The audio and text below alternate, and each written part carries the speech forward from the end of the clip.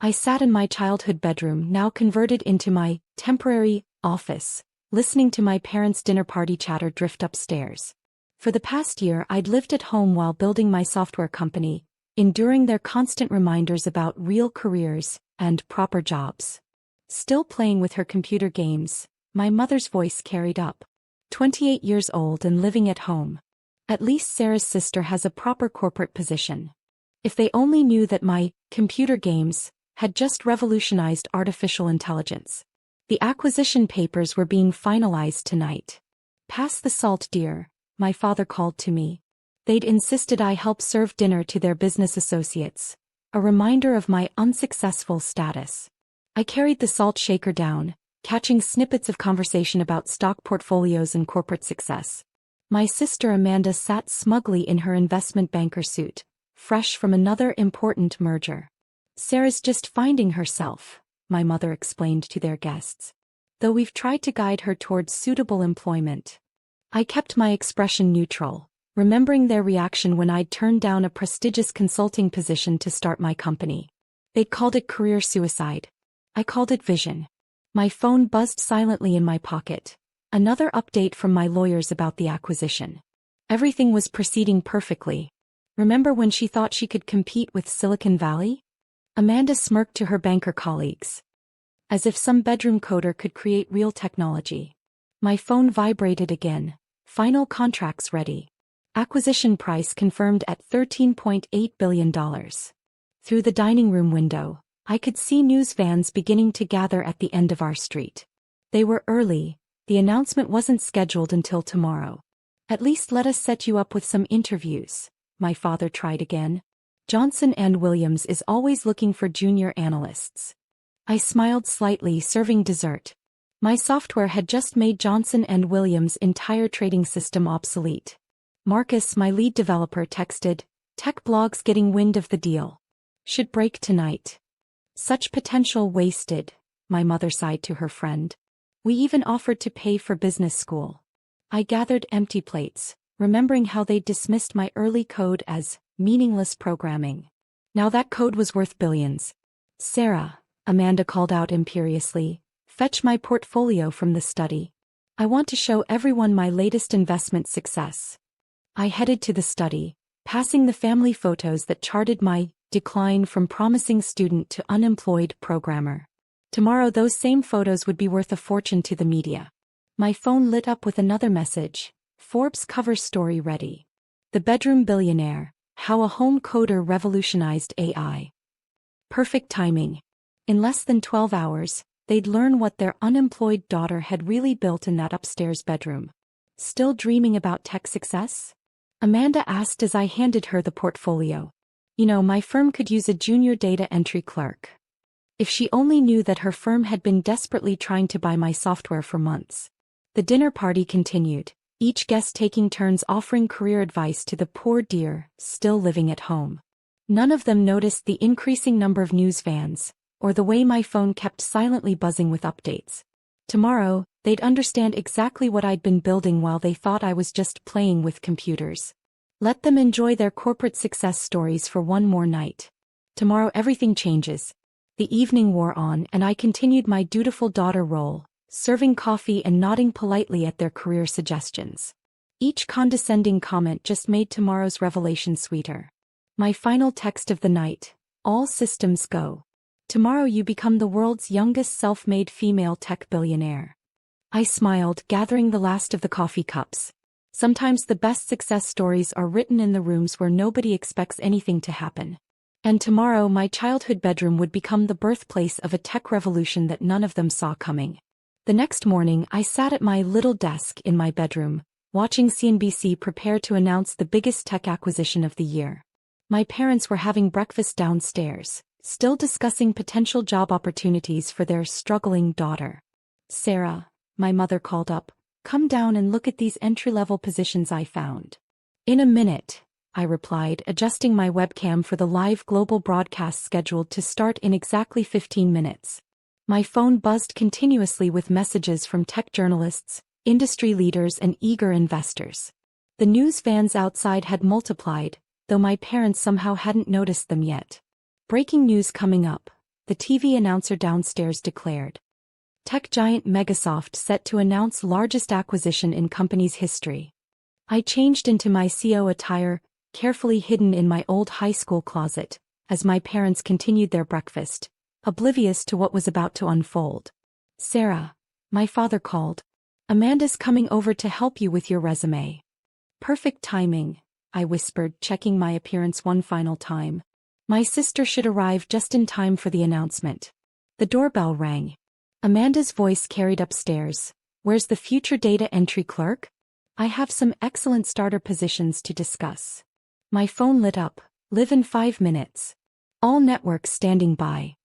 I descended the stairs just as CNBC's breaking news alert filled our living room TV screen. Turn it up, I suggested calmly. You might find this interesting. Why? Amanda smirked. More tech companies you wish you worked for? The anchor appeared. Breaking news in the technology world.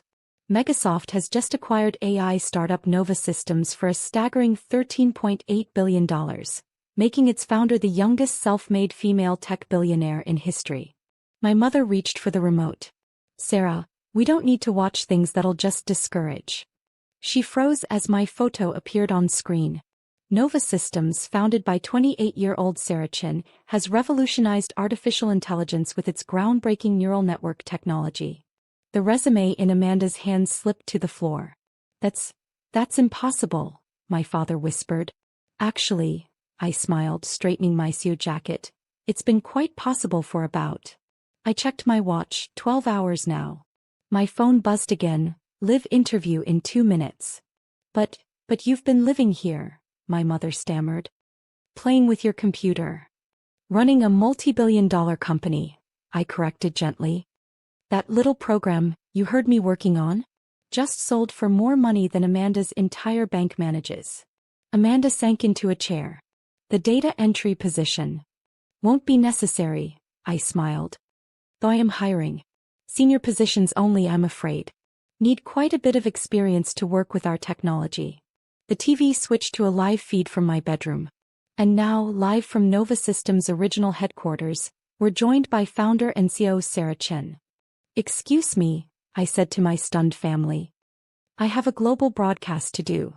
I walked back upstairs, leaving them staring at the TV as their unemployed daughter began explaining how she'd revolutionized artificial intelligence from her childhood bedroom.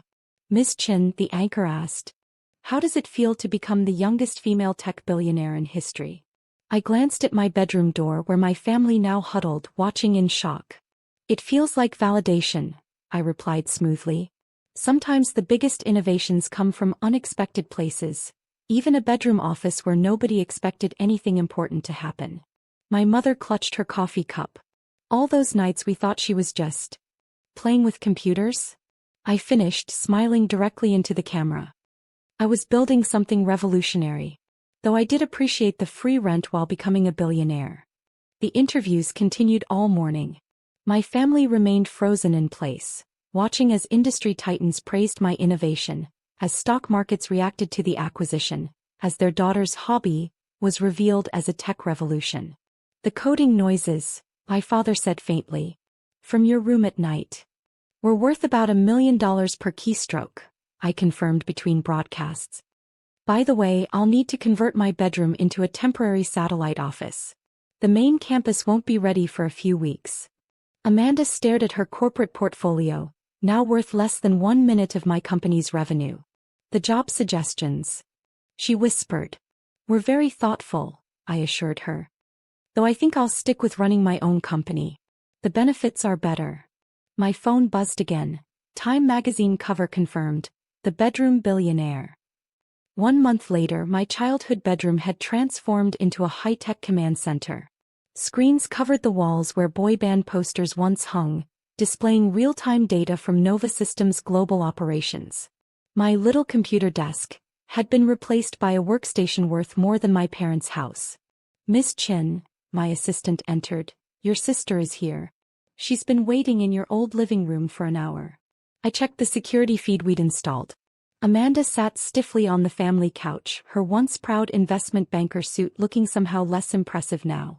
Her portfolio briefcase, the one she'd used to taunt me with job prospects, sat untouched beside her. "Give her another 10 minutes," I said, reviewing acquisition offers from other tech giants. "Let her remember all the times she made me wait while she explained real careers to me." When she was finally shown up, she found me conducting a virtual board meeting with tech leaders across 3 continents. "Just a moment," I told her, finalizing a billion-dollar partnership. "Global operations don't pause for family visits anymore." Amanda watched silently as I directed international teams, approved revolutionary projects, and casually declined acquisition offers larger than her bank's total assets. "Sarah," she started, then stopped, taking in the transformed space. "This is different from the hobby room, you remember?" I smiled, closing my holographic displays. "Amazing what a few $1 billion can do to a bedroom." "Mom and Dad," she began, "are adjusting," I finished. "Though Dad's still having trouble with the news vans outside, and Mom can't quite handle the Forbes reporters calling for interviews." My phone buzzed continuously, tech CEOs seeking partnerships, investors begging for meetings, universities requesting speeches. "Your banking position," I mentioned casually.